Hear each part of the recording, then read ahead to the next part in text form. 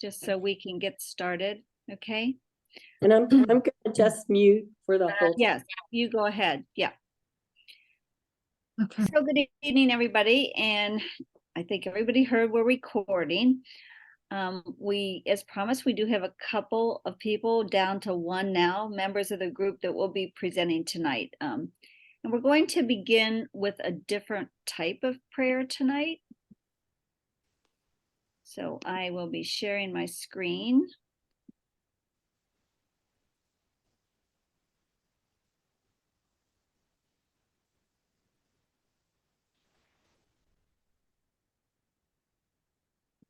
A caring man took a walk. Everywhere he looked, people suffered. Anxiety ran high. Hope dwindled. Hatred rose. His neighbors had lost trust in the system and in each other. I need to do something, he thought. I'll bring them together and feed them. Around the dinner table, they can talk and see how much they have in common. Shared struggles, shared joy, shared pain. So he prepared a feast and invited all into his home. But some refused to sit at his table because they chose to only see differences. He was heartbroken because he wanted everyone to eat and be filled, not with food and wine, but with compassion.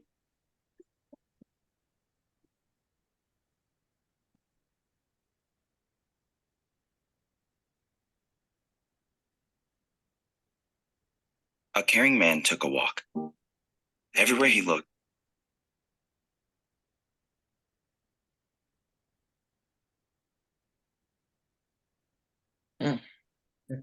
Let us all say amen. Amen. Amen. Jerry, first of all, I think I want to express for everyone how really appreciative we are that you were inspired to share these with us. Would you mind saying a few words about why you were inspired to feel that it was a very good way for us to be opening up tonight and looking at the rest of the thing? I was looking on YouTube for something to watch, and I just randomly came upon these beautiful videos. And one day, just out of nowhere, I saw, I think it was the one about the first Jesus Gets Us. It was something about priorities. That Jesus wasn't a rich man, his parents didn't have a big house, and I don't know what happened, but it just touched me so much, that I was actually in tears, and that doesn't happen to me. Mhm. And, I thought this might be a jumping off point for a spiritual journey, or I don't know, just some way to, show how people should be connecting with love and inclusiveness. And I thought that all of these videos were spot on with that. They all showed Jesus, understanding us. And the message was, it's better for love and inclusiveness than hatred and division.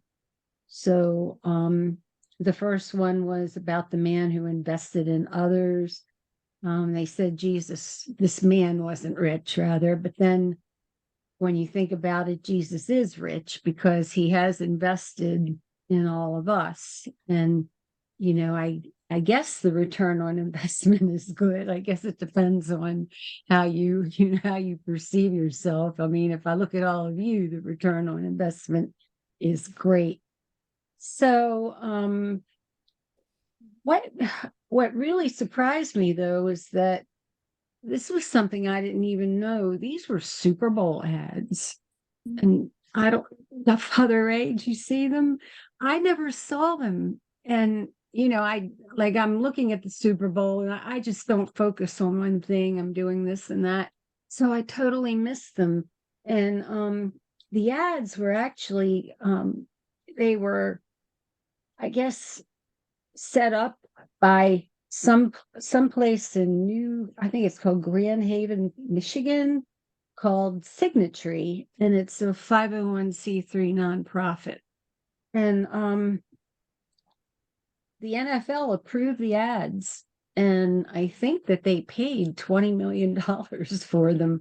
One of them was 60 seconds, and I think the other was 30 seconds. But I think the gentleman who spoke about it on another YouTube video said that it was showing what adult behavior should be like. So I really love them. I love all of them, and all of them do the same thing. They all give me that little choked up feeling, which, I've been looking for a long time.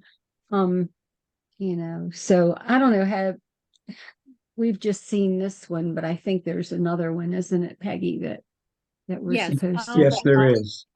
the second one. I Yeah. just wanted to welcome Linda Hellman. So those of you on the call, I met Linda. We sat next to each other at the Honest Conversations at St. Ignatius that Racial Justice Service put on, and I invited her to join us whenever she wanted to. So it's nice to have you, Linda. Welcome, Thank you. Linda. Linda. Thank you. All right, so I'm going to share my screen again, and we'll play the second one.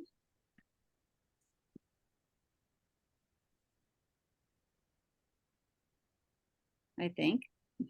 There was a mother and a father who had a son.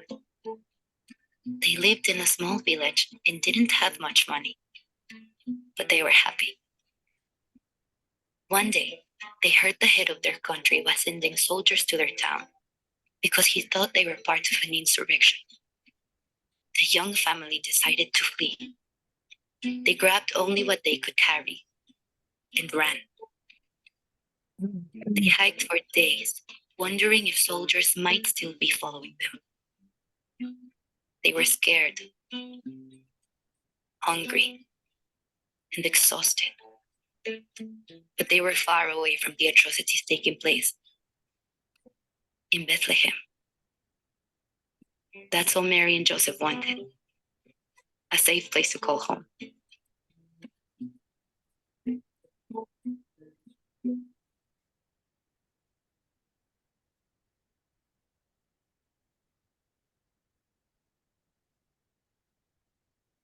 So what we wanted to do, now that we've seen these moving ads, So many women is to struggle. see what thoughts they This just special coffee loophole helped Sorry. me drop from raised. 104 to 100.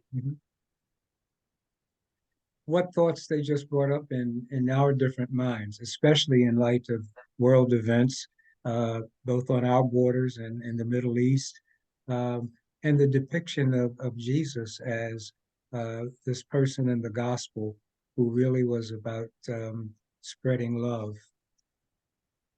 So any thoughts? What sort of came into your mind that you wanted to share?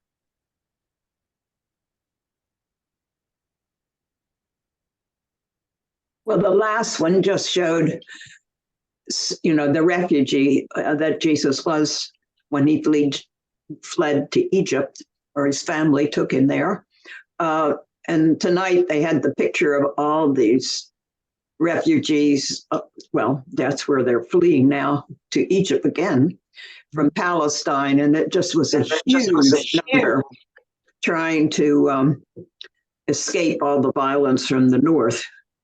Who knows what they'll find when they get out, but they weren't bombing them, luckily, this time, but they had even the children holding their hands up to make sure, even the kids, that they were not bad people. But it was scary to watch. Yes, Linda. Oh, I saw the little hand up was there. I'm sorry. Anyone else? Father.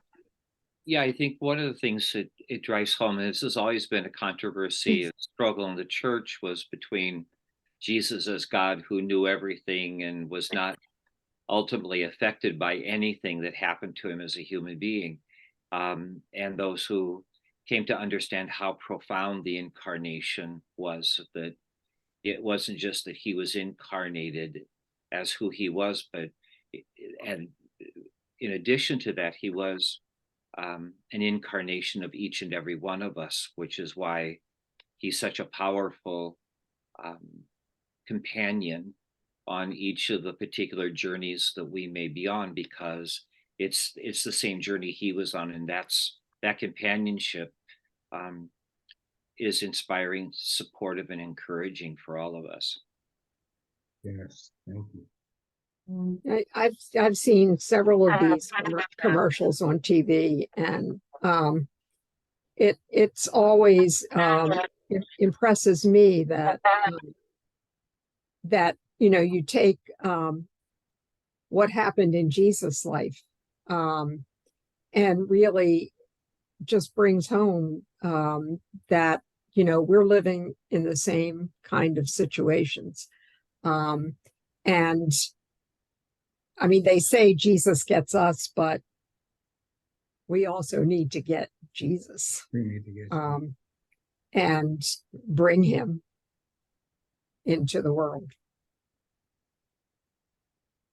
Pat, it's really interesting that you talked about the world situation and, in a sense, how slowly things change. When we move into the next segment, that was really my opening observation with the words I'm going to say. It really just brings back how slow real change is. Father. You're muted, Father. Crap. It shows, I think, that there are some fundamental struggles that every generation ultimately has to struggle with and come to understand. And that raises, I think, an important question in terms of why do we keep coming back in each generation to these same fundamental issues? What haven't we accomplished in terms of what we pass on to the next generation?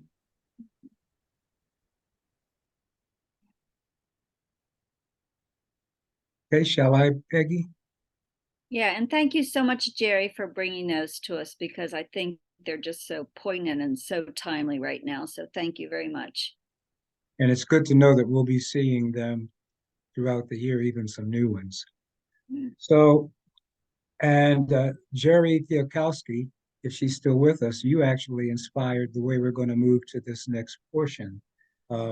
Peggy's comments, and then as Peggy shares what you had written for us about the video that so many of us saw.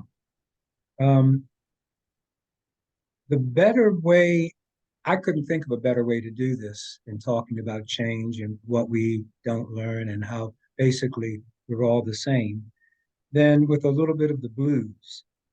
The blues are as old as America, and both Black and white people have a form of the blues. Country music is white blues.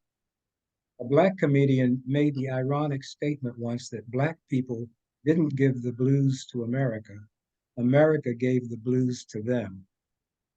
The irony in that line underscores a cultural trait of Black Americans' perspective on life born of our experience. We regularly see life as the coexistence of opposite elements in just about everything. We don't think often linearly or discursively, A, then B, therefore C. That's less of a living practice for us than the acceptance of the reality of opposing facts. You can love your country and yet hate its ways. You can love somebody, but find aspects of her or him intolerable to live with. W.E.B. Du Bois, one of our great thinkers, whose life actually spanned the Jim Crow era from 1868 to 1963, coined the term diunitalism to refer to that coexistence of opposites as we think about or understand reality. That kind of interplay is at work in the blues. A happy song for us is not just happy, but also a soulful song with all the stuff that makes the happy moment as special as it is. A comic blues songs makes you laugh at the pain, such as when B.B. King sings in Why I Sing the Blues. I went to the kitchen, but I got the feeling glum when the rats told me move over, let's give the roaches some. And you want to know why I have the blues. He goes, so that kind of comedy is often in the blues. Tonight, with what we've seen in the videos and how we're going to move on to talk about how we treat one another, I thought you'd like a couple verses from B.B. King's Inflation Blues, going back to 1983. Hey, Mr. President, all you in Congress too, you got me all frustrated and I don't know what to do. Trying to save a dollar, can't even make a cent. Takes all of my money just to eat and pay my rent. Now I'm not one of those highbrows, just average Joe to you. I came up eating cornbread, candy yams, and chicken stew. Now you take that paper dollar only by the name. The way that paper shrunk, it's a low down dirty shame. I got the blues, got those inflation blues. Peggy? We really had to beg him to do that. Jody and I worked on him hard. Who wants to follow B.B. King? That's what he kept You were saying. We said, you great. can't. All right. Thanks so much, Skip. So I hope that a lot of you were able to watch the Alex Majulish. We learned how to pronounce that. I hope that's correct. Presentation Been on practicing October. it all week. And I still had trouble. Anyway, the presentation was on October 18th, and Jerry Filkowski was kind enough to share her insightful comments with us. And I asked her to kind of summarize them for this presentation. In case you weren't able to see it, you could still discuss it. So these were her notes because of her unfortunate voice at the moment. I know I will not read them as justly as she would, but anyway, here goes.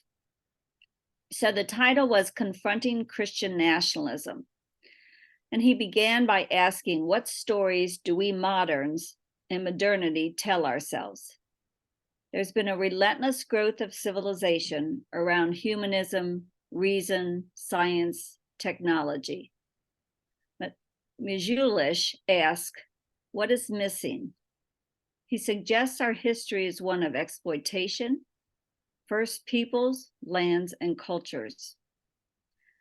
We have persisted in a colonial culture. The story of our past is one of domination.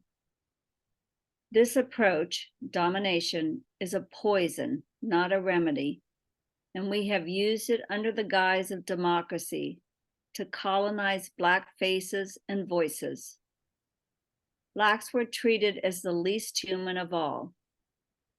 The experience of the Black peoples in any American town is haunting over hundreds of years. White settlers tell a happy story about free markets, economic rise, and they forget it depended on the enslavement of others to protect the elite.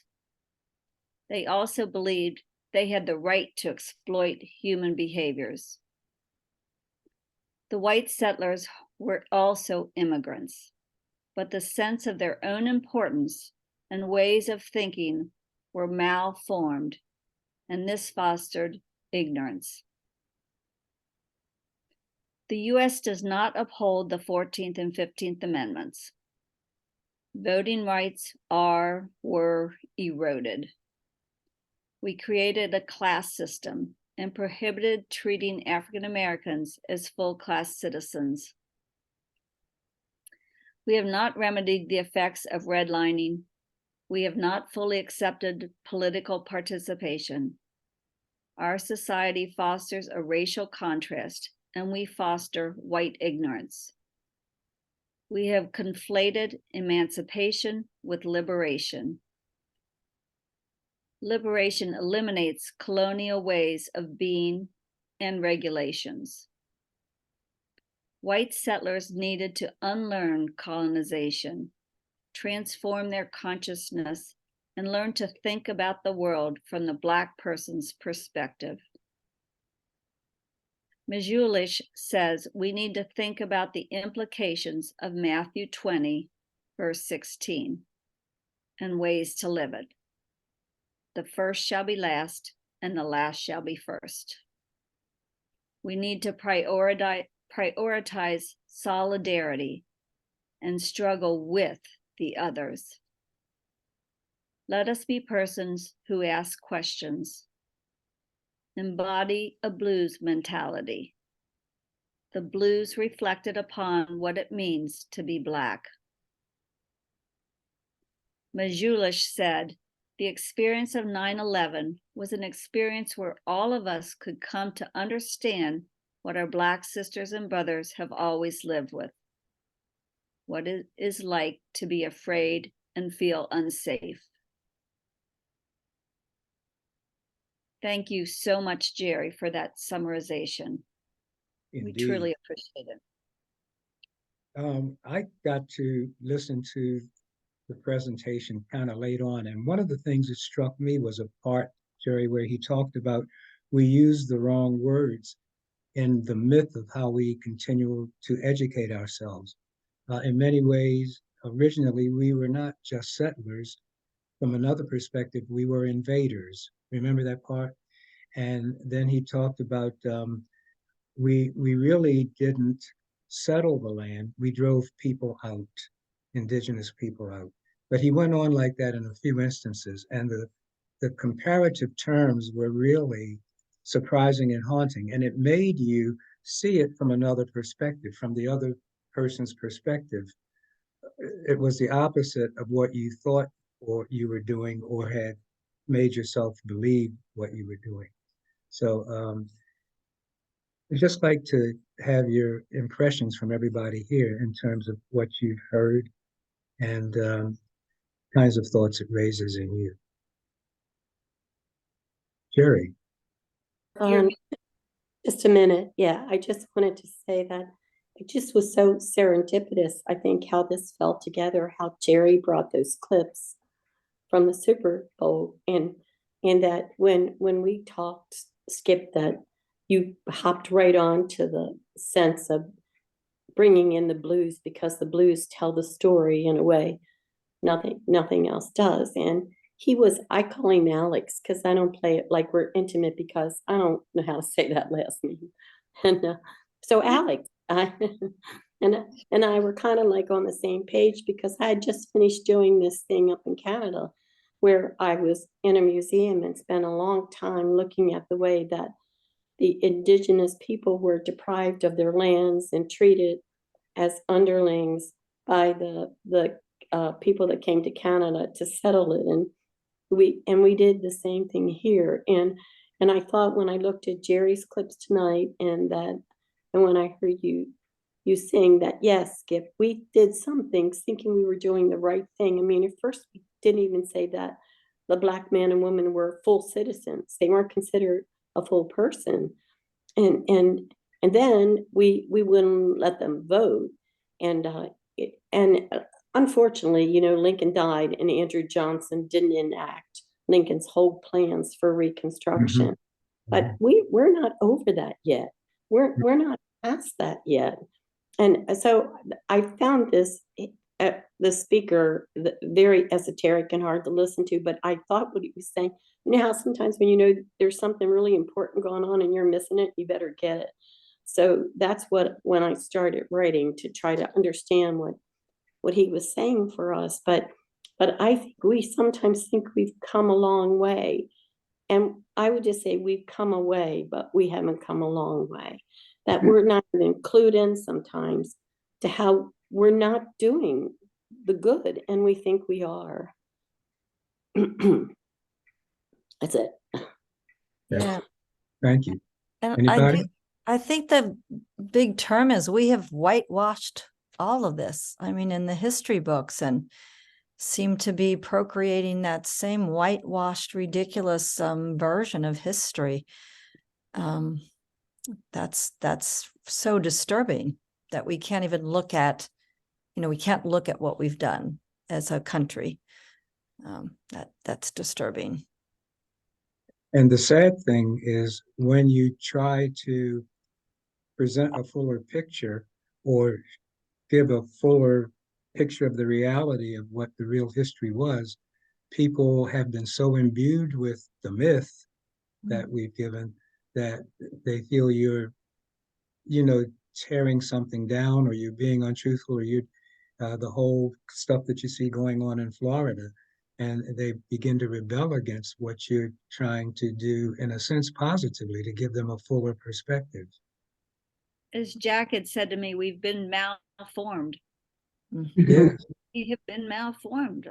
I think the bias training brought that out too when we studied that last year, that we were indoctrinated. Mary Catherine? Yeah, I was thinking that in the old days when we still had slavery, I know they considered them only 3/4 of a human or something like that, or didn't even treat them like they were humans at all. But I was reading, or when he was speaking, it said the police, when they write up their reports, and if it's a Black person that they're writing about, they say no humans involved. I couldn't believe that in today's world, that they weren't considering Black people even human and writing that in their report. That blew me away. Just couldn't believe it. Father. Yeah, unfortunately, my computer doesn't have the raise your hand on it anymore. That's okay. A thought I see hand. occurred to me as you were all talking about the history, and Jody was talking about this sense that we don't even acknowledge what has happened, and how that's been very much a part of our lived experience. And I'm trying to sit here and struggle with, why is it so hard for the white community to understand that? And a thought came to me that I just want to throw out for people's reactions. I wonder if there is the fear of being diminished. To have to say this is what we have done is, and I don't think it's a thoughtful thing. I think it is more, could be more emotional or unconscious or subconscious. That to make that admission is to have a sense of being diminished, and then that whole issue of domination as a poison raises its ugly head. They don't want to lose control. They want to be in power, and they won't. But yes, I think that's true. But I think there's value, or at least I'm suggesting value, to looking at. It's always hard for people to admit that they've done something wrong, because of that sense of diminishment, and nobody wants to feel diminished. And I think the African American community has been a clarion voice about what the sense of being diminished does to a human being, or can do to a human being. So I just wanted to throw that out. It was a thought that occurred to me as particularly as Jody was talking. Appreciate it. Anne, is that your hand? Yeah. I agree that a lot of it is thoughtless, but there's also that piece of white supremacy that is thoughtful. So we have both extremes, I think, in the white community. Anne, is that your hand up, Anne Whitlock? I think it's Jody. Oh, okay. No, Jody, I see Anne at the bottom. Jody, go on. I just had two thoughts. I totally agree about the diminishing. I think I've heard so many people believe that if you even criticize what our country's done, it's unpatriotic.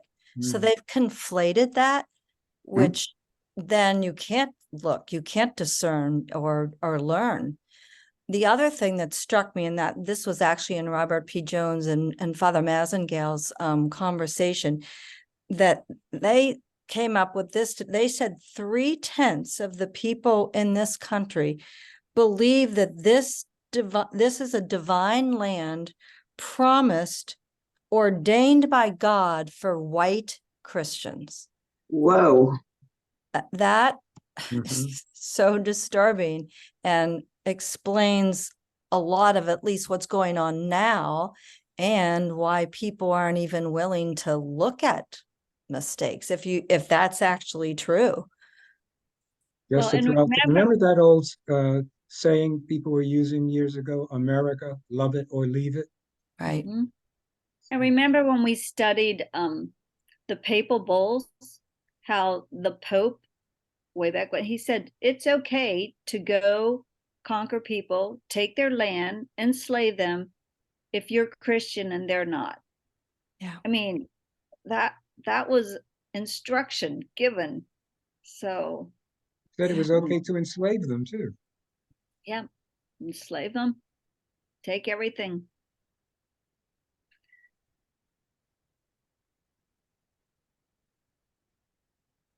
Anybody else want to weigh in?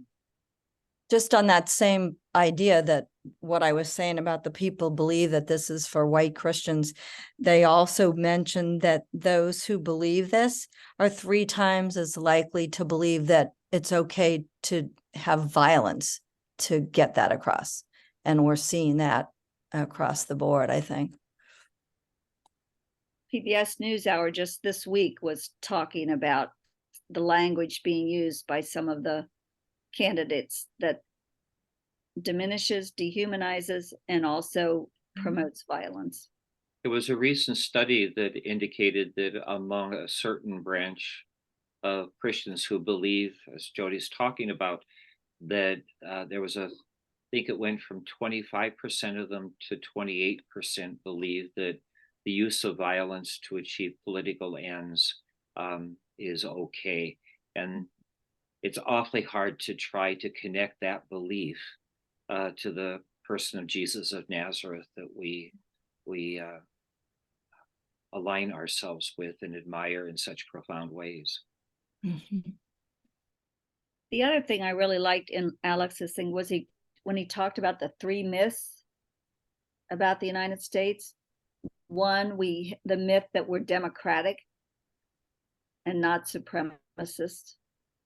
I mean, that definitely is putting it right there. 2, that we're immigrants versus white settlers. We think that was a myth. We actually are immigrants. And the 3rd was to conflate emancipation and liberation. People were liberated from slavery. Not exactly. So anyway, I thought those were pretty poignant too when he talked about the myths. Yeah, and also, Peggy, I think, sometimes we fail to see there's a blend in how we began our country. Poor white immigrants and Black people initially often got along very well. They were in the same boat, working land. Often that land was for a more wealthy person. It was for someone over in England who owned all of this and who was making profit for it. But it didn't take long for the business-minded structures that exist to understand that you didn't have to have indenture with a Black person because they couldn't get lost. And then, the drive really to make more and more profit in the country comes up to the beginnings of enslavement.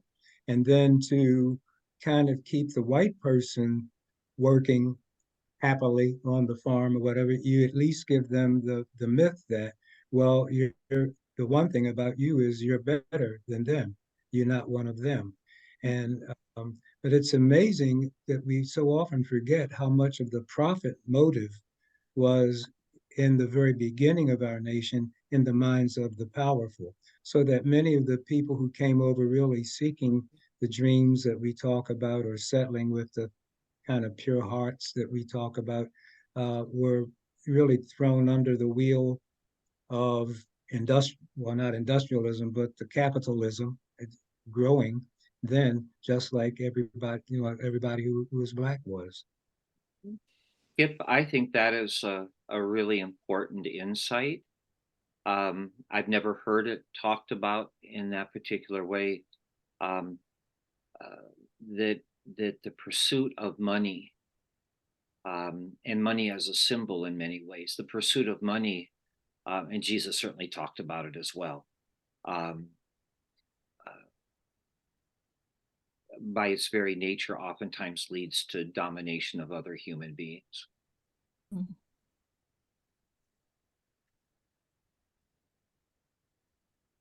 Anybody else want to weigh in? Linda? You're muted. Yeah, unmute yourself, Linda.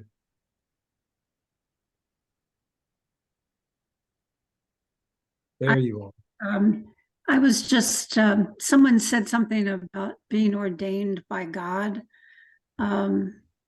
And how I was thinking that the House Speaker was just elected, had a whole paragraph on that, that this is a Christian nation. And he points to under God and on our dollar bill, and it does totally do away with the separation of church and state. I mean, if you're Christian, you really want it to be ordained, but that's different than how we came into being. I can't help but think of how often this theme comes back to us. Remember, we had just begun when my son Justin and his wife Jill came to talk about the nationalist movement and its international connections. And 2 months later, we had the big January 6th uprising. It was almost like prophesying, in terms of what I didn't know to what he opened me and I hope some others to see, and then what happened. And then it's come back even in subsequent speakers. That so it's a stronger movement than I think we really want to believe sometimes, and it has some pernicious turns to it. Yeah. Absolutely. Thanks, Linda. Anne? Well, it just points to, how Christian nationalism is it's insidious, it's in our system, it's been there for a while. I mean, this new speaker, it's no secret that he's a Christian nationalist, just by his rhetoric and how he has inculcated already, his values into, the speakership, and it's only going to get worse. And the only way that we can really make a difference is on the grassroots level and at the local level to really prevent these people from getting into office in the first place, so that they can't move their way up into the system, which is what is happening now. I don't know what the answer is, but there's a huge wake-up call for me in all of these elections that are coming up and watching what's happening state by state. And it was very gratifying to see what was happening in Virginia, but at the same time, that's just one little state, and it needs to continue across the country at this point. Yeah. Thanks, Anne. Jerry? Jerry? There we go. Okay. So I was listening to something earlier this week about democracy and its alternatives. And one of the things it did say was that minority groups they're treated in such a way that they can't trust government to take care of whatever they need.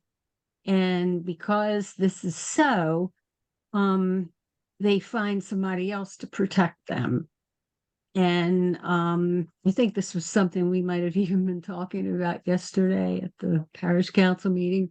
They find like gang groups to take care of them. This goes all the way back to when the Italians came here and they were discriminated against, and they ended up having remember the Godfather, when the gentleman went up to the Godfather and said, somebody raped my daughter and the police don't want to do anything about it. And so the Godfather took care of it. And so this is how the mafia came to be. They were the ones that took care of a collective group of people that couldn't get the government to help them. And then the same now with some Black people, I guess the youth and everything. You're looking at people that they can't get resources, they can't get help. what Mary Catherine was saying about police looking at somebody as, not a human.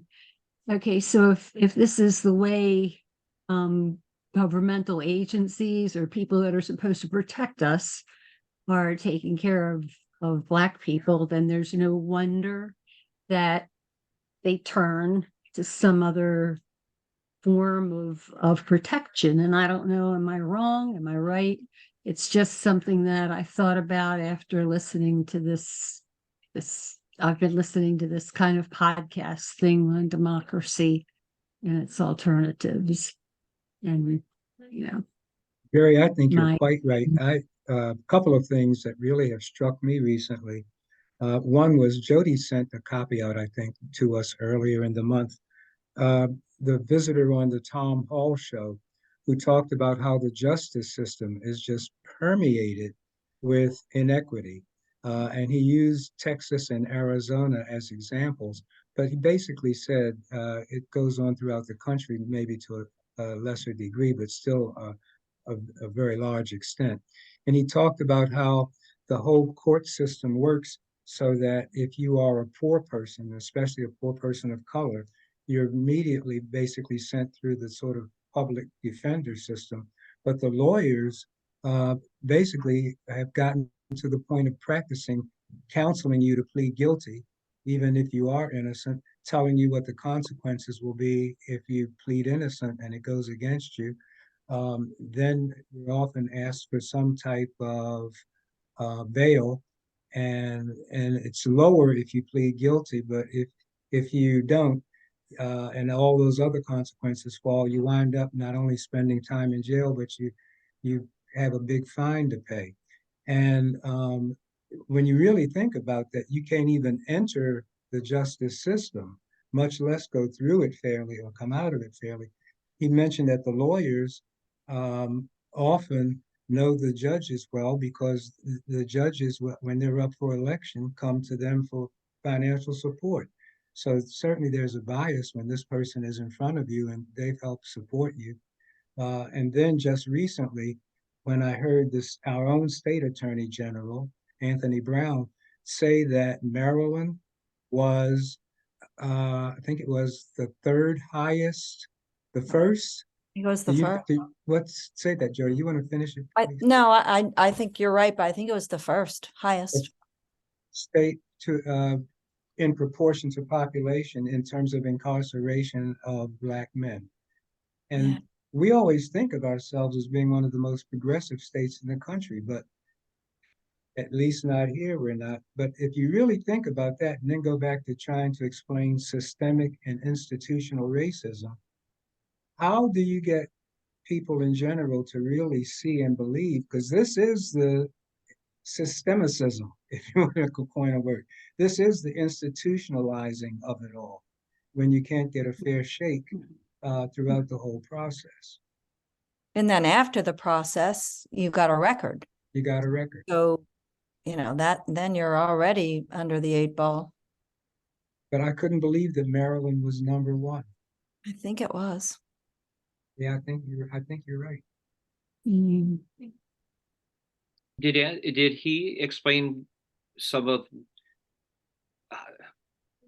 Did he try to explain what that's about in some detail or not, or just simply make that? The Attorney General. Yeah.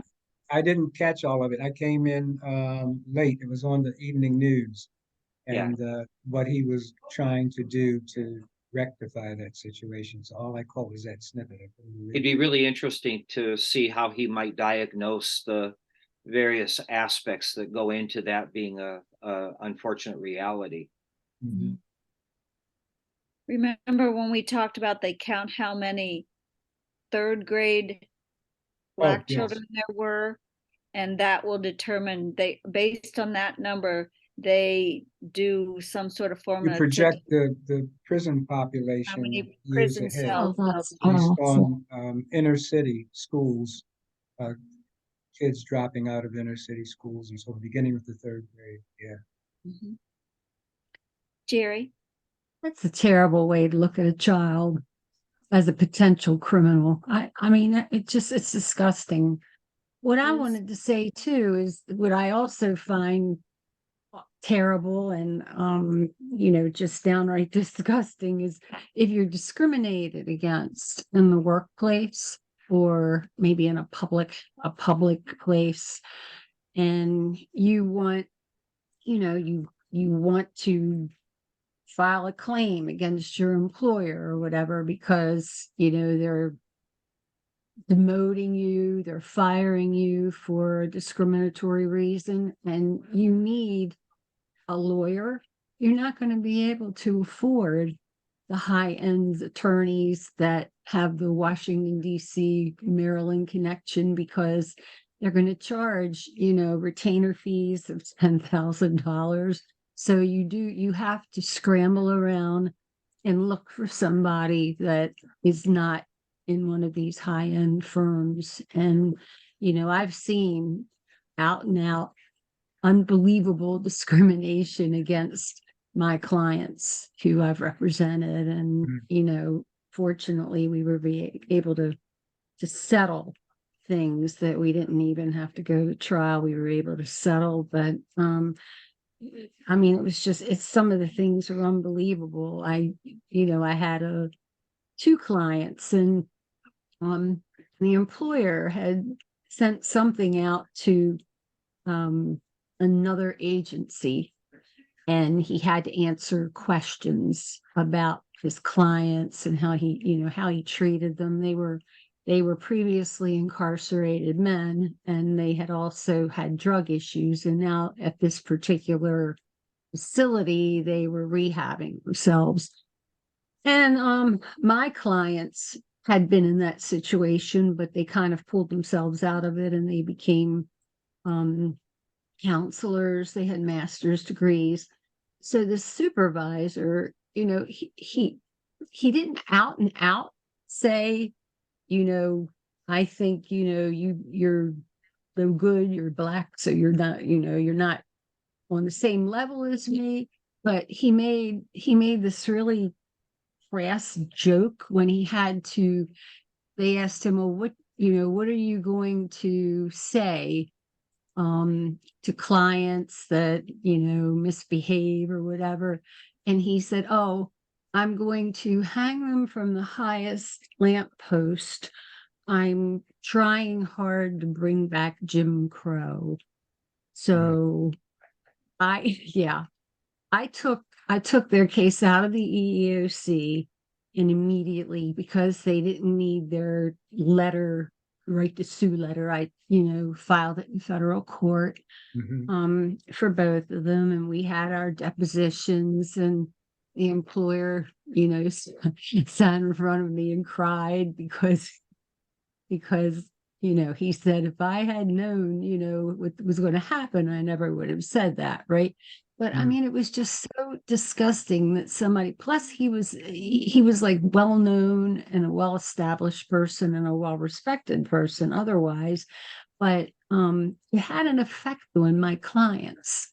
Even it just had that effect where they felt like, even though they're working for him, and even though they're supposed to be on this level playing field, he still thinks of them as, even making the joke, he still thinks of them as like beneath him or something. And I don't know, we settled that. It was hard, but it worked out well and everything. And and what was really difficult was my clients were always on the edge because they had been, formerly they had been drug abusers that, got enough care and everything that they were able to overcome that and then pull themselves up and, become counselors and everything. And I just think it's a shame that this guy, sometimes you just have, I can't even believe he thought that, let alone said it. But it was in an email. He wrote it. And there it was. Even sadder is that they're all over the country, and he's not alone. Yeah, I know. I hope he learned his lesson. I don't know. But I can't help but also see the parallel between the systematization of power and the disenfranchisement of women, the systemization of dominance and power and how it works in terms of what's happened with women's history. There's such a parallel to me, I just can't escape it. True. Anybody else? Jody, you're muted. Sorry. The privileged are rarely willing to give up their privilege.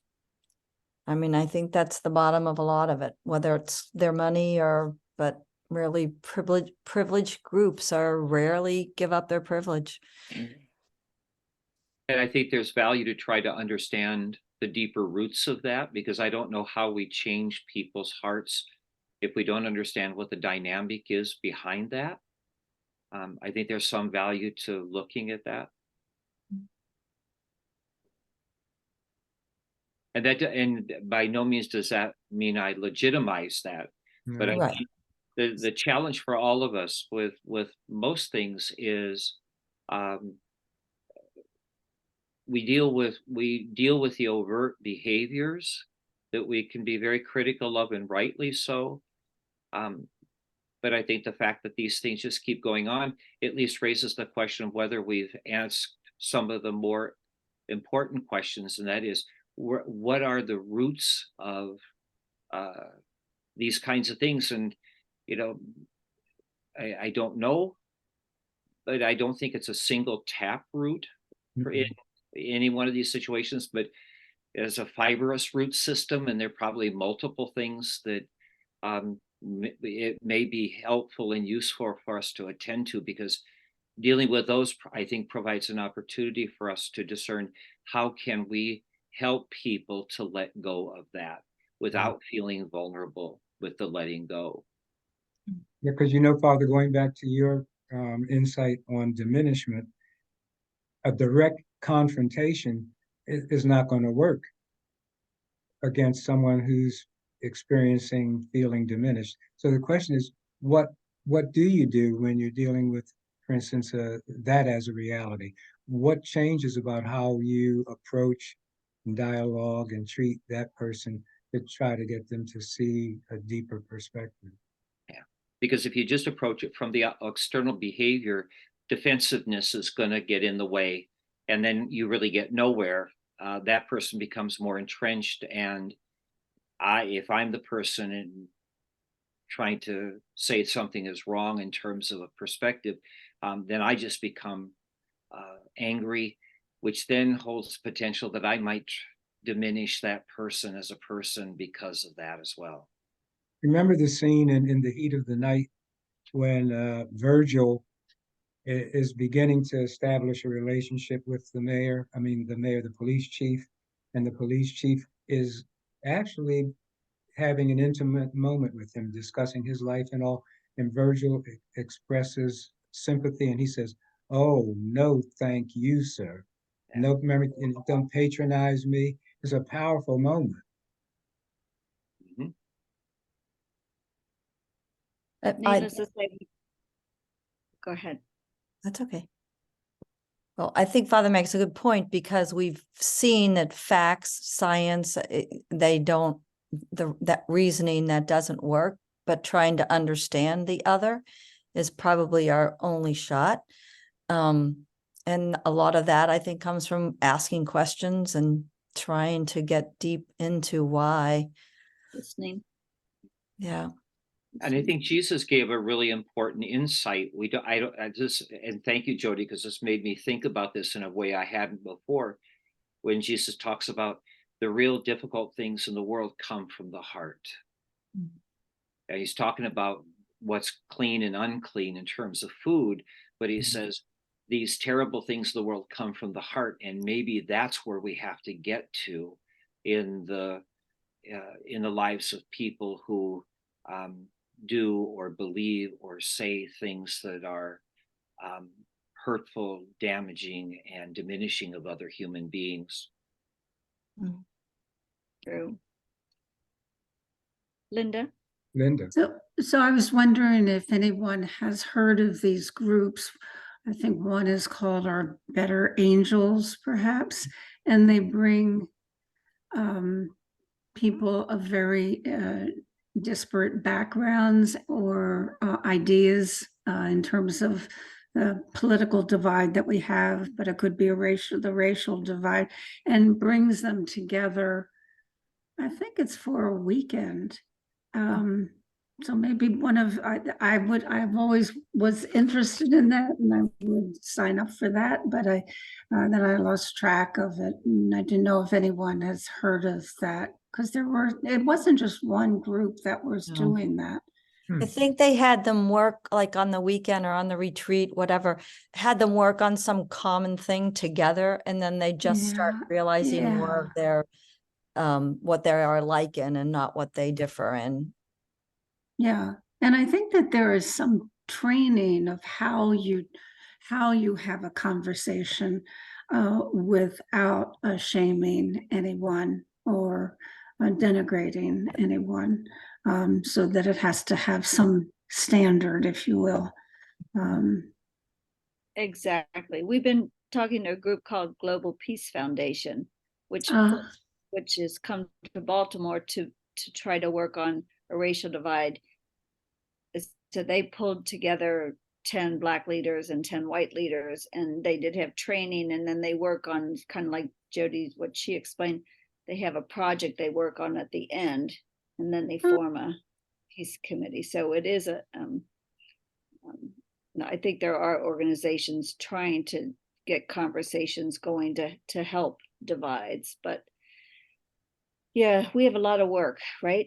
A lot of work to do. Are they still here? Is a Global Peace Foundation doing these groups? Father and I took it to parish council last night. Oh yeah, they're still here. We're considering St. Vincent's becoming a stakeholder, but we took it to parish council last night, and they needed some more information, so that's a possibility. Father, you were going to say something too. No, I think that what Linda's talking about and Peggy, with what's going on in between the Palestinians and Israelis, there are those same kinds of groups that bring Palestinians or Arabs and Israelis together, and are completely devoted to a different kind of listening to one another that's been inordinately productive for both sides. And I think at some level, I think that's what Pope Francis is asking us to do with his literally obsession with listening, but a particular kind of listening, which I think we're still trying to understand. Thank you. Thank you. Peggy, there's at least one other topic in coming remarks that I think people will want to share some views about. I was wondering if you were ready to move on with your section. Sure. I want to thank you all. Thank you so much, Jerry Filkowski and Jerry DeLamba, for bringing those things to us tonight. We truly appreciate it. And thank you all for your discussion.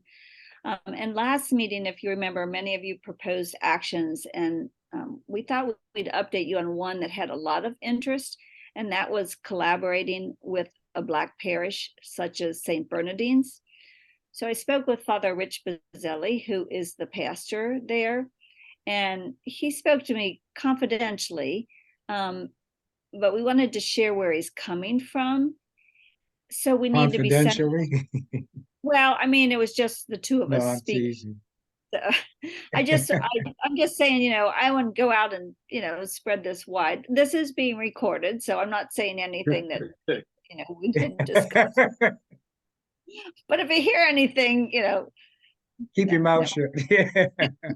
I'm kidding. So anyway, but we need to be, I guess my point is we need to be sensitive to his perspective. Okay. But he said that they already partner with St. John's in Colombia. He and that pastor wanted to collaborate because they have Latino, Asian, and white parishioners at St. John's. And he said bluntly that Black people are tired of whites coming to them to do the work that white people should be doing. So our racism, we need to fix it ourselves, kind of. But he does believe that white people need to be talking to white parishes, not Black ones. And we have discussed that before, that we wish we could to have these discussions with white parishes, not white parishes that believe as we do, but white parishes that to try to understand. As Father said, why don't we think the same about this? So he said that his parish, they love it when we all eat at their church before a peace walk or something. And so that's still a way that we can do community with them. And they really don't like it when a parish asks them, for example, for their choir to visit. He said, if they want to hear a gospel choir, they should go to their church and listen to them.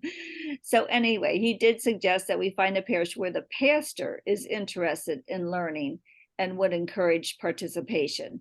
And he said he would suggest working with the pastor first. I asked him if he had any recommendations, and I told him that I would ask you, Father Ray, also, if you had any recommendations where the pastor may be open to discussing race relations. He said to try to stay away from the term racism because a lot of people take it negatively, but race relations.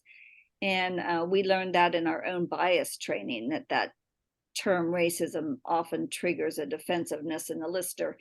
And that many people think that it refers to an individual's physical or verbal abuse against a Black person, or even just their thoughts against a Black person. So he suggested we invite people into conversations about our different realities, which I think we also talked about that before, when we were talking about, remember the white Band-Aids everywhere? Were there any Black Band-Aids for people with dark skin? And so anyway, he was kind of on the same wavelength, I believe, that we were when we had our bias discussion.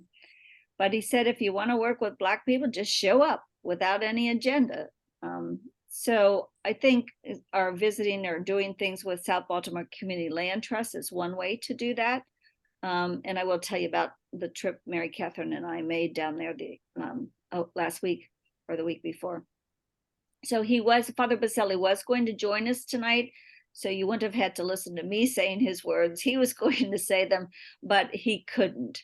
So anyway, if anybody has any comments they would like to say about that, but that was an action that I think a lot of us had talked about. So I just wanted to give you that feedback. Everybody okay with that? All right.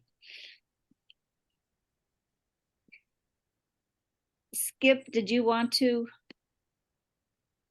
No, I think you were going to talk next about Mary Catherine. I think what we talked sort of supersedes any comment I was going to make. Okay, because there is a paragraph in there for you, but yeah, but I think we've transcended that. Okay, so Saturday on the 4th, Mary Catherine and I went to South Baltimore Community Land Trust for the tour of the first 2 properties that are being developed for affordable housing.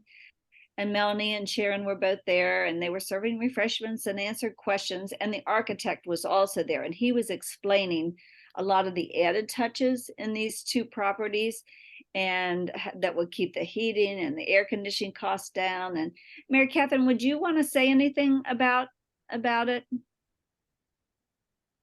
Well, I was amazed that, I've seen windows double pane, but they have triple pane. I mean, they were so thick. Their door was so thick. Everything was going into making sure that they were very, very energy efficient. We also went upstairs to see the view, and we could see so far because the house is really on top of a hill. But they're going to build quite a few. This is just the first one. And the first company they had wasn't doing the job they wanted. So luckily they found a construction company that is doing a good job for them, and they're happy to work together. But it's pretty incredible how they're constructing these houses and how many they plan on building. And it's going to be great, but it's going to take time. There's a lot of time involved in it. But they've got the land. They've got the land. Yeah, I was just saying, when you saw the view from that hill, I think you understood immediately why speculators want those people off so that they can gentrify it. Yes, you're right. They want to take the best. Mm-hmm. Definitely. The view of the harbor, even. Yeah. Amazing. So this building that we toured, and I put a couple pictures in the e-newsletter that you may have seen. So this one has two different units, kind of the reverse of each other, one on the top floor and one on the bottom floor, with two separate entrances. And then on the property behind that, 6 more units will be built. And then down the street, they have property also where they'll build another 2. And those are kind of all in the same type of structure. And then we did drive over to the row homes remember the row homes that were burned out that they purchased. So those they haven't started yet. They're still boarded up, but it was exciting just to count how many. So that's 15 now. So they really are making a difference. And we were just very excited and blessed to be able to help them. And then I took Mary Catherine over to see the coal piles. So I don't know if you all have seen them in Curtis Bay, but you've probably heard about them. So while we were there, you could see train cars coming down the track where you could see the coal piled up in the cars with no cover or anything. And then we also saw them filling cars. So you could see this coal just gushing out of this tube. You could just see it coming down. It looked like a huge waterfall. And again, no protection. So when we went to city council a couple times talking about the coal and fighting CSX because of the black dust that is in their houses every day, this was just, I mean, you could just see why that would happen.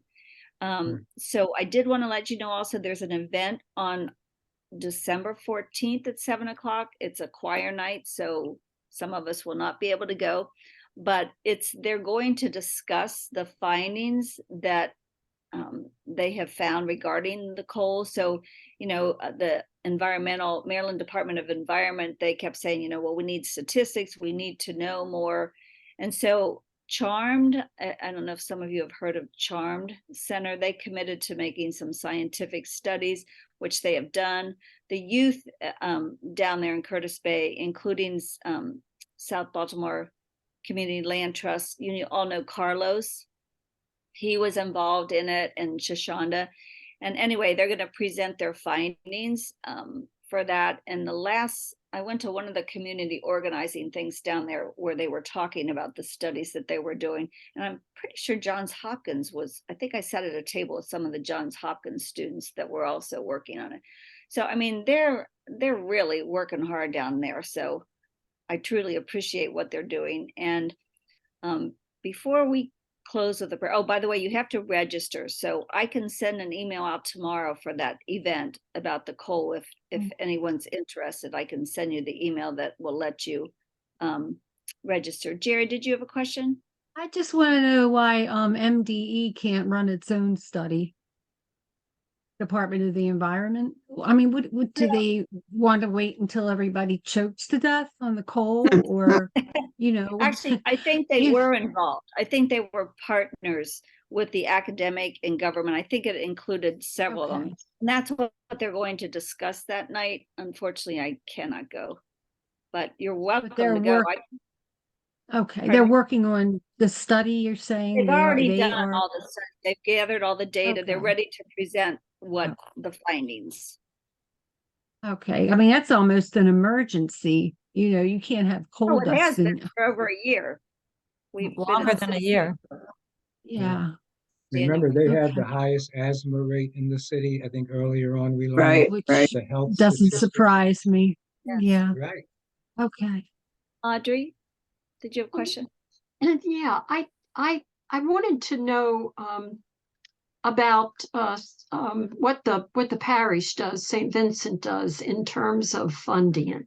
In the past, I thought that some of our I thought that we funded it in some way, that there was a designation. I was just going to get into that. I was just ready to say before we close with a prayer. Well, Peggy, you asked me to ask the question. Planted. Where I did. So yes, if you all remember our racial equity fund, so we are supporting them. We sent them at the end of last year. We sent them $40,000 to support them. it takes a lot of money just to move the telephone poles for these new 6 properties in the back that they're building. $70,000 bill just to move the telephone poles, because BG&E said if it's new property that had a residence there, people are responsible for putting their own telephone poles in. So that's just that is $70,000. So they definitely do need money. And I put something in the e-news last week, and I just was going to remind you all, anybody who does have mandatory withdrawal that they have to take from a retirement account, since we're all so old, it's a great time to take it and have it sent directly to St. Vincent de Paul with racial equity fund in the letter or on the memo line, because then it's not included in your taxes. So it's called a qualified charitable deduction.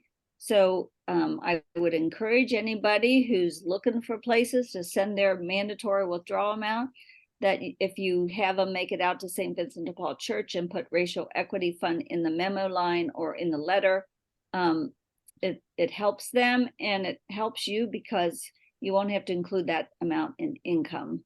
Whereas if you take that money from your IRA, where you have to take a mandatory amount, if you take it and then write checks to somebody, that's included in your income. But if you do a QCD, it's not included. So it's a win-win.